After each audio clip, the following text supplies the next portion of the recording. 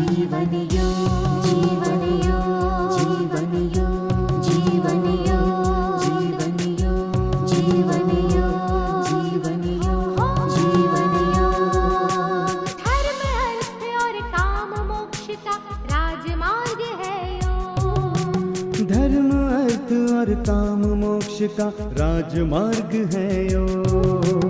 चित्त की चंचलता यहाँ मिटे, मन को भीतर शांति मिले, अंतर आनंद प्रकट रहे जब दूर हुआ भवरोग।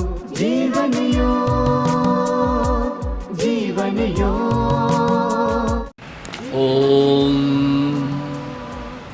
योगेन चित्तस्य पदेन वाचां मलं शरीरस्य च वैद्यकेन योपाकरोत् तं प्रवरं मुनीना पतञ्जलिं प्राञ्जलिरानतोऽस्मि। हरि ओम श्री गुरुभ्यो।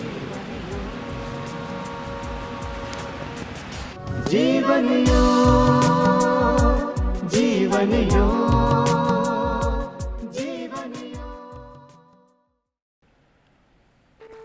ओम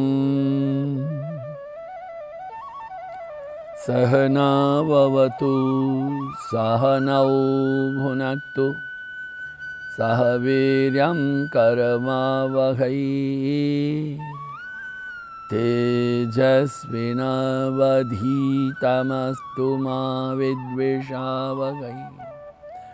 ओम शांति शांति शांति। गुरुदेव श्री स्वामी शिवानंद जी महाराज को प्रणाम। परमात्मा के प्रत्यक्ष स्वरूप गुरुदेव श्री स्वामी चिदानंद जी महाराज को प्रणाम। भगवान वेदव्यास जी को प्रणाम।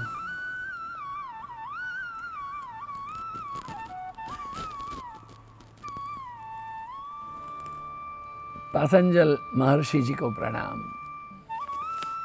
भगवान भाष्यकार को प्रणाम।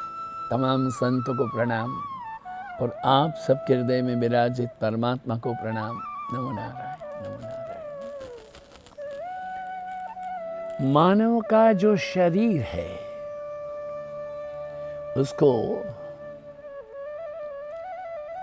ये वैज्ञानिक ढंग से एनाटॉमी एंड फिजियोलॉजी लेवल से देखें, 6 क्रियाएं होती हैं। श्वसन क्रिया है, श्वसन तंत्र, रुधिराभिषण तंत्र, पाचन तंत्र, उत्सर्ग तंत्र, अस्थि तंत्र, संवेदना तंत्र, रेस्पिरेटरी सिस्टम, सर्कुलेटरी सिस्टम,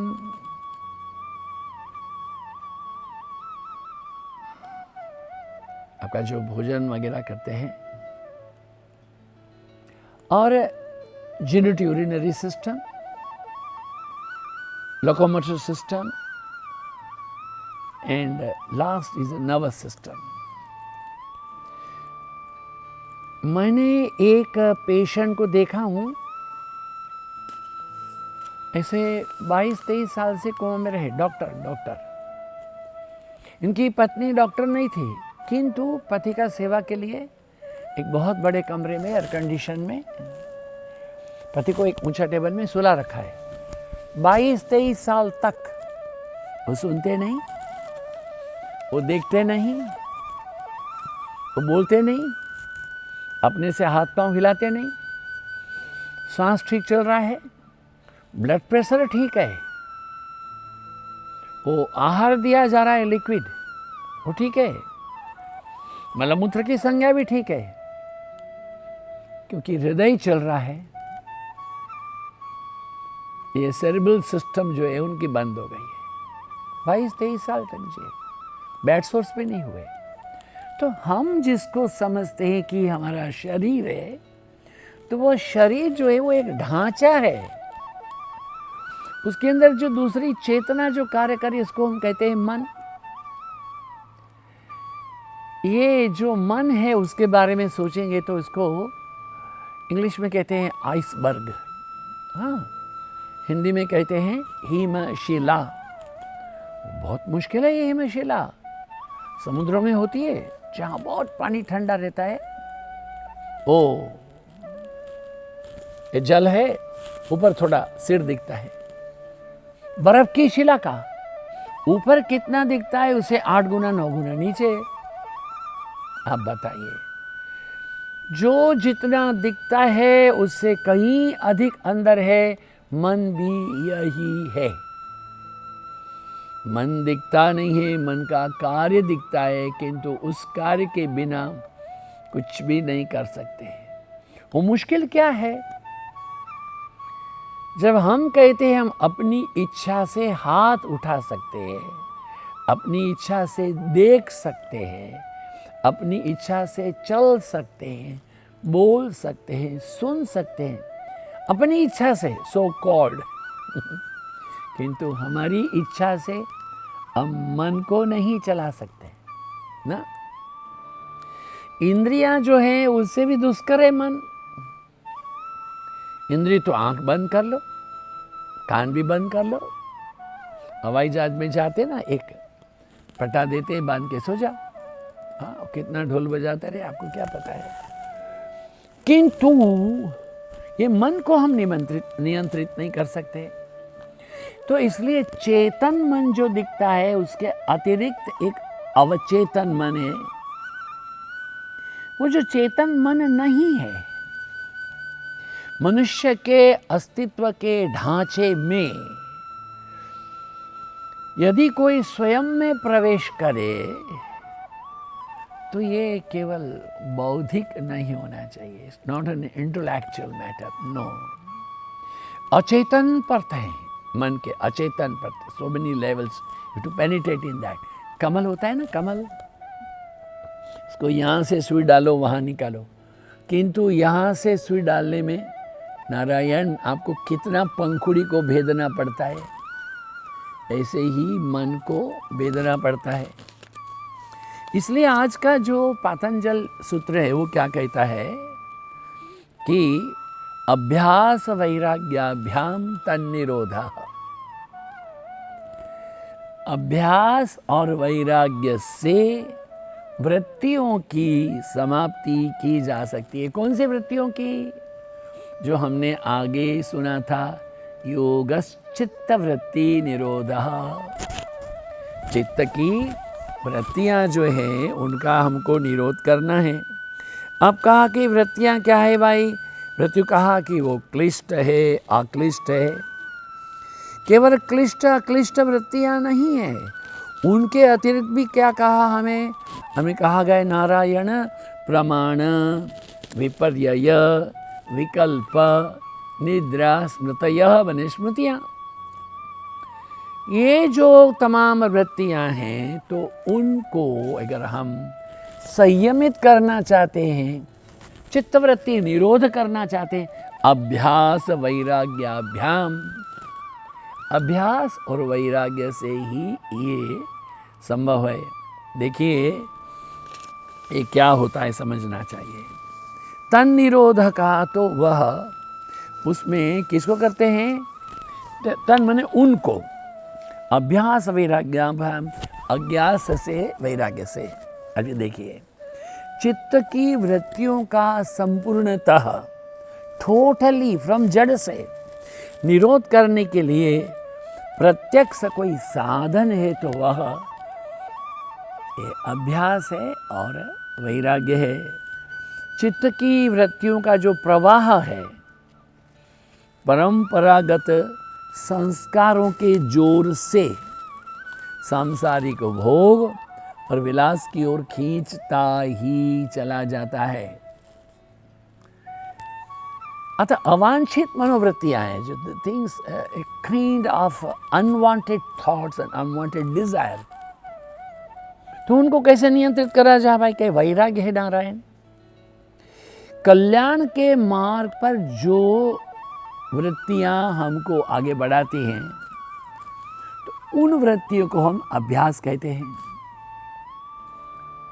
देखिए, मुझे याद नहीं कि मैंने आपको आगे कहा कि नहीं, किंतु मैं आपको बड़ा दुख के विषय कहना चाहता हूँ कि हमारे राजा भर्तरी जी रहे, उन्होंने नीति शतक लिखा, उन्होंने एक श्रृंगार शतक लिखा, कहा ही होगा मैंने। फिर भी पुनरावर्तन करना बुरा नहीं है, क्योंकि वो ज्ञान की कथा है।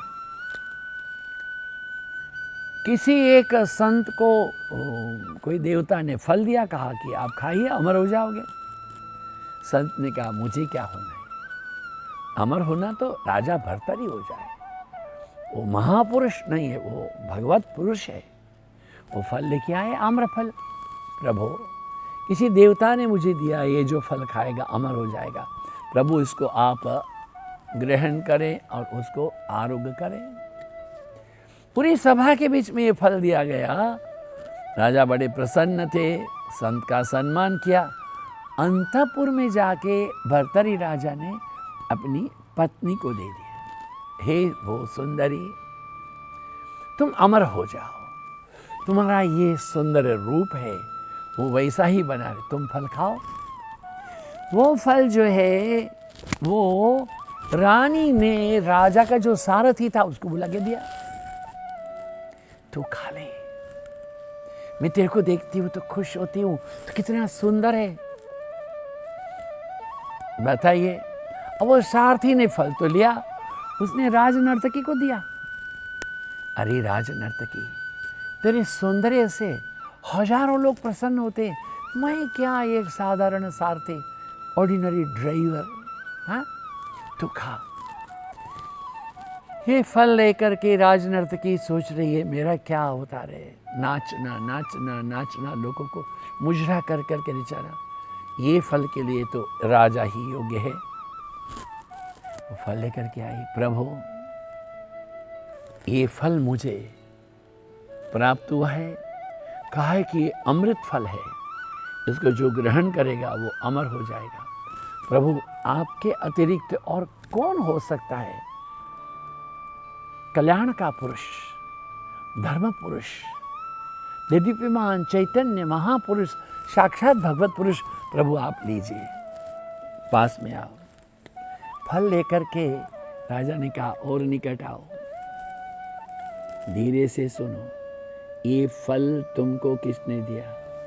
महाराज मेरा तो घर खुला है, आपके निमंत्रण पर मैं यहाँ नृत्य करने आती हूँ, बाकी रोज शाम को मेरे यहाँ तो मुजरा लगता ही है, लोग आते रहते हैं। ठीक है आओ। भगवान ने अपने गले से नौलखा हार दिया। अब बता तेरे को कौन दिया है? प्रभु मुझे क्षमा करें, ये आपके प्रमुख सारथी ने दिया है। सारथी ने दिया है? ओ ठीक है, जा। सारथी को बुलाया गया,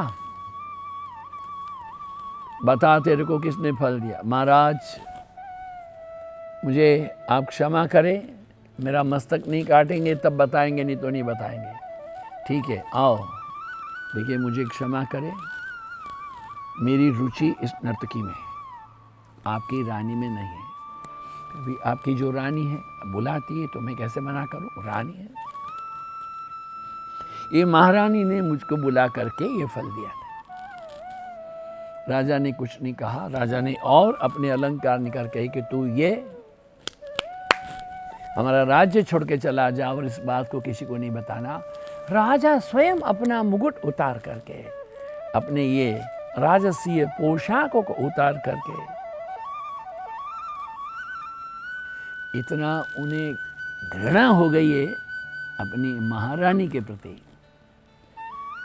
जिसको वो प्रेम की मूर्ति समझते थे, जिसको देख करके उन्होंने 100 श्लोक लिख दिए, श्रृंगार शतक। उस पर घृणा हो गई, धिक्कार हो गया, उसमें से वैराग्य उत्पन्न हो गया। देखिए देह गेह के जो बंधन है ना, वो उपभोग तो देते हैं, किंतु दीर्घकाल में वह वैराग्य भी देते हैं, उनके प्रति विकार भी होता है।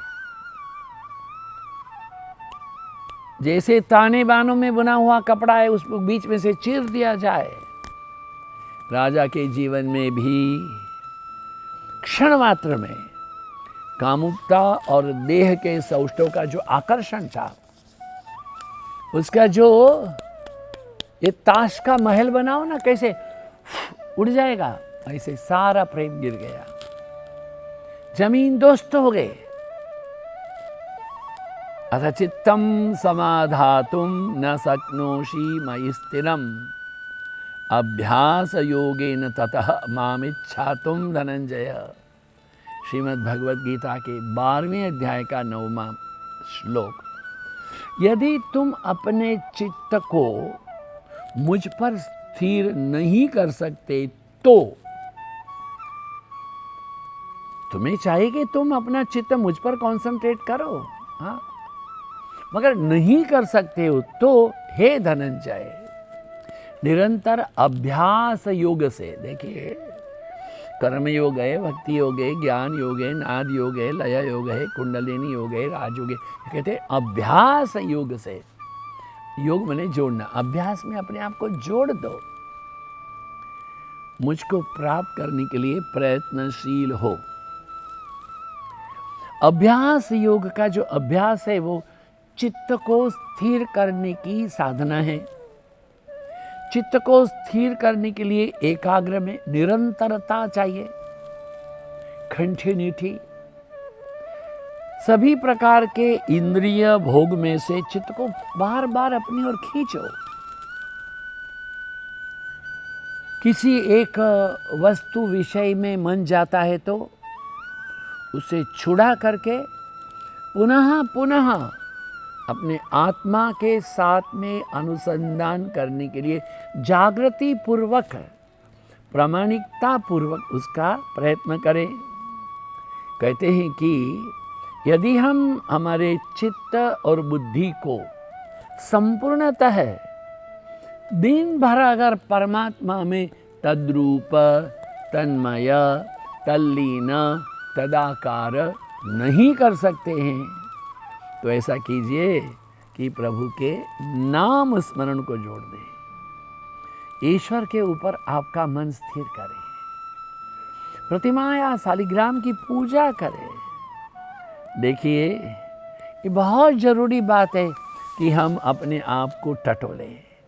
क्या कहा कि मन जो है वह बुद्धिगत नहीं है, मन जो है वो हमारे शरीर मात्र शाब्दिक प्रयास द्वारा नहीं समझा जा सकता, उसको केवल हमारा सिर है वही समझ सकता है, लेकिन शरीर उससे प्रभावित रहता है। जब तक हम शरीर की जड़ तक नहीं पहुंचेंगे, देखिए काफ़ी सारी बातें हम आगे कह चुके हैं, कभी भी मन में आए तो फिर भी कह देते हैं कि रविंद्रनाथ टैगोर जी की एक कविता,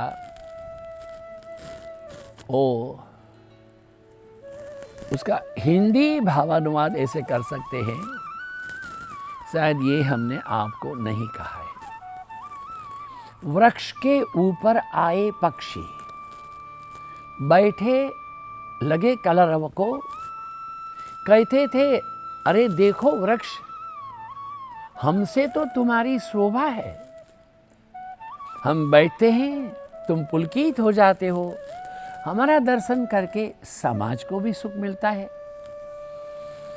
कलियां इठलाई, मुस्काई, अरे तुम तो आकर उड़ जाते हो, वृक्ष की शोभा तो हमसे है।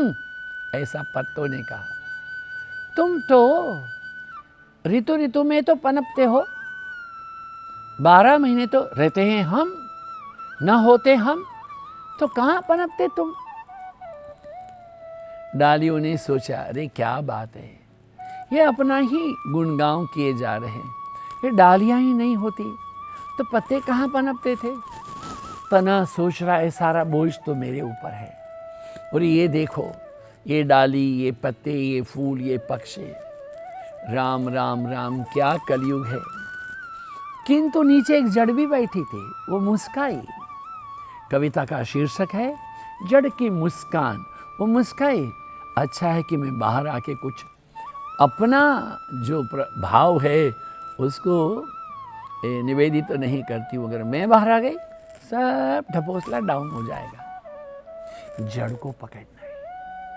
हमने अपने आप को कहाँ से पकड़ा है?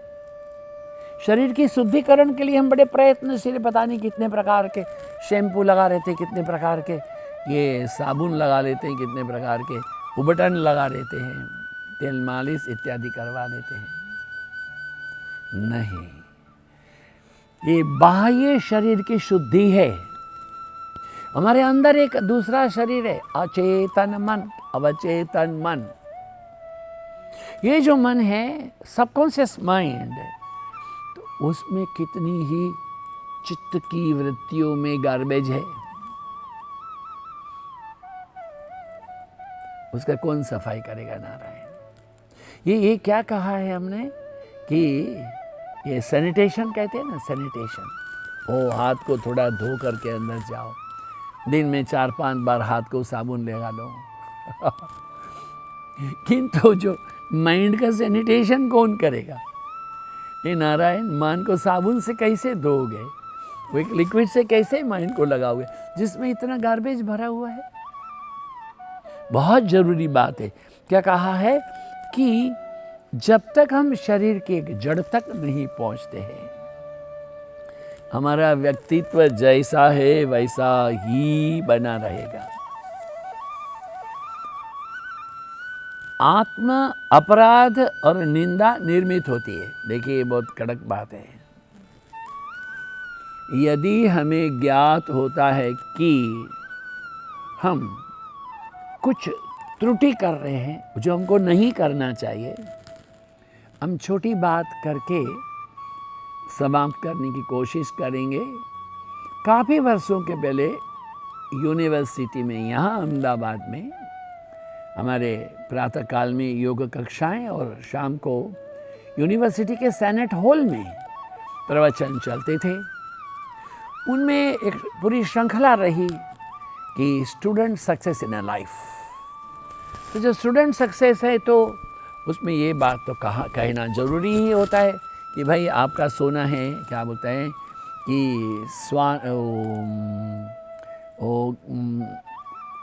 काकस स्नानम, कौवे के जैसे स्नान करो सवेरे 4 बजे। आपने पानी के जलाशय में कुत्तों को, बंदरों को, कौवों को नहीं, ये कबूतर को या हाथी को, भैंस को, कभी कौवे को स्नान करते नहीं। ब्रह्म मुहूर्त में 4 बजे स्नान करते। काकस स्नानम, विद्यार्थी को चाहिए सवेरे स्नान करें। काकस स्नानम बकत ध्यानम, बगला कैसे खड़ा होता है? ऐसे एक पाँव में, तो दाएं बाएं कुछ पता नहीं, वो मछली दिखता है, चिक। काकस स्नानम बकत ध्यानम, विद्यार्थी, विद्यार्थी, विद्या कोई चाहने वाला या विद्यार्थी का जनाजा ले जाने वाला। तो ये जो बात है विद्यार्थी, हम विद्या के चाहने वाले ही बने। विद्या के अतिरिक्त हमारा दिमाग कहीं नहीं लगाए। काकस स्नानम बकत ध्यानम, स्वान निद्रा, आवाज से जो कुत्ता उठता है ऐसे, माँ हिलाते रहे, गुड्डू उठो, नहीं, ऐसा नहीं, एकदम स्वान निद्रा। और क्या? ब्रह्मचारी, गृह त्यागी, मिताहारी। खाना कम खाइए सर, ज़्यादा खाएंगे तो ज़्यादा सोएंगे। आप ज़्यादा सोएंगे तो आपका दिमाग ज़्यादा डल रहेगा। ब्रह्मचर्य प्रतिष्ठाया वीर्य लाभ। ब्रह्मचारी, ब्रह्म मने परमात्मा चिंतन। आपका परमात्मा आपका अध्ययन है, अध्यापन है। आँख से नहीं देखने का मत देखो, कान से नहीं सुनने का मत सुनो, मुंह से नहीं बोलने का मत बोलो, नहीं खाने का मत खाओ। हाथ पाँव को, आपके इंद्रिय उपस्थ, आपके कर्मेंद्रिय, ज्ञानेंद्रिय तमाम को संयम में रखो। ब्रह्मचर्य प्रतिष्ठाया वीर्य लाभ। देखिए, अभी आप ये विद्यार्थी लोग, माता पिता बहुत खर्चा करके यहाँ आपको पढ़ाने के लिए भेजें, फिर आप किसी भी प्रकार का वीर्य का क्षय नहीं करना चाहिए। वो ओजस है, तेजस है, प्राज्ञ है। अब एक बच्चा, वो मेडिकल में था, पता नहीं उसके दिमाग में क्या आ गया कि मैं तो वीर्य का व्यय कर लेता हूँ। एक यहाँ पर अहमदाबाद में ट्रेन ऐसे टर्न करती है, वहाँ जाकर के पटरी में सो गया, बताइए। और ट्रेन इत्तेफाक से रुक भी गई। बहुत दिन तक साइकियाट्रिस्ट रहा, ऑप्थेल्मिक सर्जन है। तो ये मैं जो त्रुटि कर रहा हूँ, तो एक बार ऐसा मन में लगे कि आत्मा अपराध हो जाएगा, अपने आप में निंदा निर्मित हो जाएगी, वो उचित नहीं है। हम अपने आप से घृणा करें, ये उचित नहीं है। अपने आप को पापी समझे, ये बिल्कुल उचित नहीं है। आप पापी नहीं हैं, आप नित्य हैं, शुद्ध हैं, आप परमात्मा की संतान हैं। ये दीप्यमान चैतन्य आप है, उसको ध्यान करो और धीरे धीरे अभ्यास करते हुए वैराग्य की प्राप्ति करो। ओम पूर्णमदः पूर्णमिदं पूर्णात् पूर्णमुदच्यते पूर्णस्य पूर्णमादाय पूर्णमेवावशिष्यते। ओम शांति शांति शांति। हरि ओम श्री गुरुभ्यो नमः। हरि ओम। आप सबकी उपस्थिति के लिए धन्यवाद, आप सबके समय दान के लिए धन्यवाद। परमात्मा आपका सबका मंगल करे, शुभ करे। नमो नारायण, नमो नारायण, नमो नारायण। ओम शांति।